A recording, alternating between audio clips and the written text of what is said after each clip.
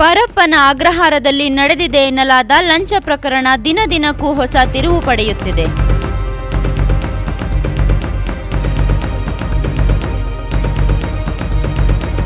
ಅವ್ಯವಹಾರವನ್ನು ಹೊರಗೆ ತೆಗೆದ ಡಿಐಜಿ ರೂಪಾ ಅವರ ವರ್ಗಾವಣೆಯಿಂದ ಈ ಬೆಳವಣಿಗೆ ಮತ್ತಷ್ಟು ಬಿಗಡಾಯಿಸಿದೆ.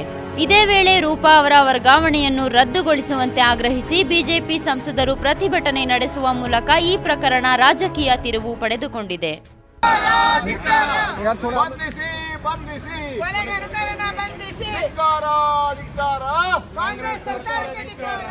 ರಾಜ್ಯದ ಪರಪ್ಪನ ಅಗ್ರಹಾರದಲ್ಲಿ ತಮಿಳುನಾಡಿನ ಶಶಿಕಲಾ ಅವರಿಗೆ ವಿಶೇಷ ಆತಿಥ್ಯ ನೀಡುವ ಮೂಲಕ ಅವ್ಯವಹಾರ ನಡೆದ ಹಿನ್ನೆಲೆಯಲ್ಲಿ ರೂಪಾ ಮತ್ತು ಸತ್ಯನಾರಾಯಣ್ ಅವರನ್ನು ವರ್ಗಾವಣೆ ಮಾಡಲಾಗಿದ್ದು ಈಗ ಭಾರೀ ವಿವಾದಕ್ಕೆ ಕಾರಣವಾಗಿದೆ.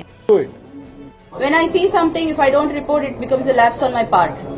So I have reported. Let there be a fact-finding inquiry. In that report, there are facts which even now can be proved. So let there be an inquiry if my findings are not proper, if DG feels, he can... ಈ ಹಿನ್ನೆಲೆಯಲ್ಲಿ BJP ಸಂಸದರು ಮಂಗಳವಾರ ದೆಹಲಿ ಸಂಸತ್ ಭವನದ ಮುಂದೆ ಪ್ರತಿಭಟನೆ ನಡೆಸಿದರು. DIG Roopa ಬಂಧಿಖಾನೆಯಲ್ಲಿ ನಡೆದಿರುವ ಅವ್ಯವಹಾರ ಬಯಲಿಗೆಳೆದ ಹಿನ್ನೆಲೆಯಲ್ಲಿ ರಾಜ್ಯ ಸರ್ಕಾರ ರೂಪಾ ಅವರನ್ನು ವರ್ಗಾವಣೆ ಮಾಡಿರುವುದು ಸರಿಯಲ್ಲ. ಈ ಕೂಡಲೇ ಪ್ರಾಮಾಣಿಕರಾದ ರೂಪಾ ಅವರ ವರ್ಗಾವಣೆಯನ್ನು ಕೈಬಿಟ್ಟು ಅದೇ ಸ್ಥಾನದಲ್ಲಿ ಮುಂದುವರೆಸುವಂತೆ ಒತ್ತಾಯಿಸಿ ಪ್ರತಿಭಟನೆಯನ್ನು ನಡೆಸಿದರು.